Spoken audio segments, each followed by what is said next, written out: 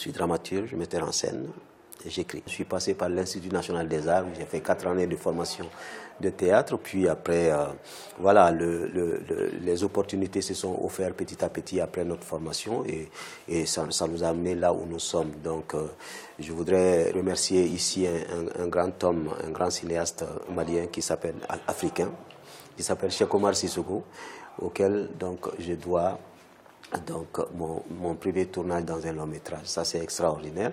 Et donc,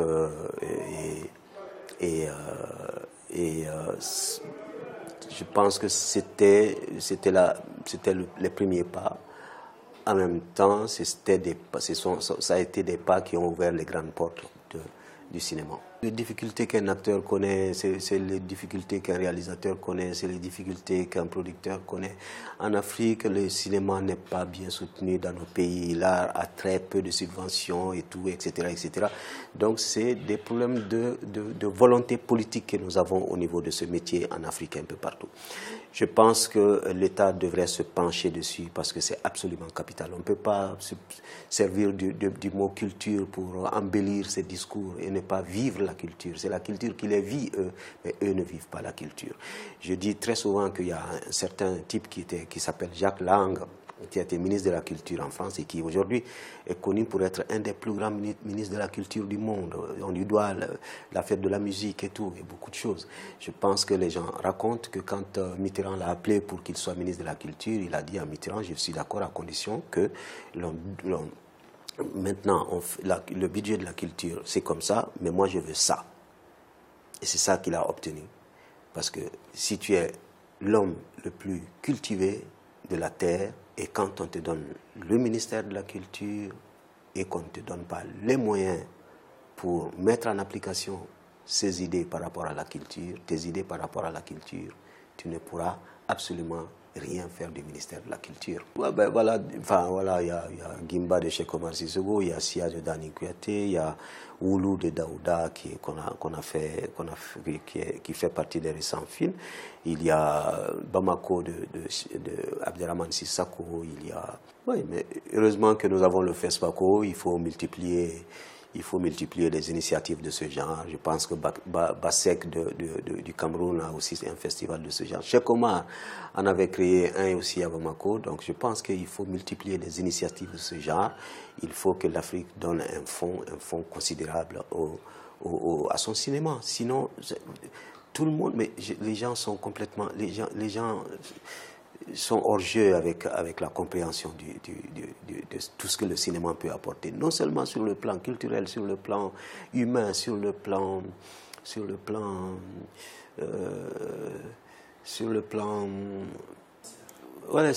financier.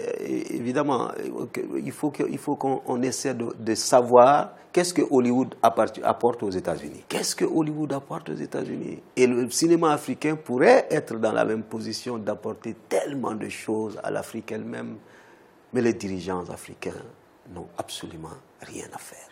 C'est regrettable de dire que dans mon pays, il n'y a pas un seul théâtre. Il n'y a pas un seul théâtre au Mali.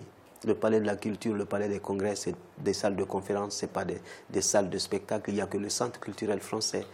Gloma en avait un théâtre qui lui a été retiré. L'État n'a rien fait pour l'aider à conserver ça. Et Adama Traoré de Acte 7, il fait ce qu'il peut. Cheikh Omar Sissoko a mis en place sur fonds propres Corafilm, mais l'État ne fait absolument rien pour soutenir ces initiatives. Et depuis combien de présidents, à chaque fois, je renouvelle un projet de théâtre que je vais déposer au niveau de la présidence. Et chaque fois qu'un nouveau président vient, je le revisite, je rajuste par rapport au temps qui a passé. Je vais déposer. Ça dort toujours dans les couloirs, dans les tiroirs de Koulouba, de la présidente de la République. C'est dommage. Donc, il faut mettre à la disposition des artistes des infrastructures. Sinon, comment on crée? Ça, à chaque fois, je le dis, mais à chaque fois, ça n'a pas été écouté. Et un jour viendra où ça viendra. Là, on est des projets. Évidemment, quand tu demandes à un artiste quels sont tes projets, il va te sortir des tonnes de trucs et tout. Bon, je suis sûr que nous sommes en ce moment-là en train de faire. Je joue maintenant 2 spectacles de façon simultanée. Un spectacle qui s'appelle De la démocratie d'après Alexis de Tocqueville, que Laurent Gottman a monté, que nous tournons en ce moment. Et aussi Le fabuleux destin de Amadou Hampâté-Bâ, que nous sommes en train de promener à travers le monde, que nous avons joué donc dans les Antilles et qui va continuer à tourner. Évidemment que j'ai un livre que j'arrive pas à finir. À chaque fois, je suis bloqué par des choses. Bon, je suis lent à écrire des livres. Et donc, ceci est là. Et donc, je réfléchis également. Enfin, j'ai un autre spectacle que je promène qui s'appelle Je ne suis personne, que j'ai coécrit avec Françoise Vacher-Vogel, qui est mon assistante.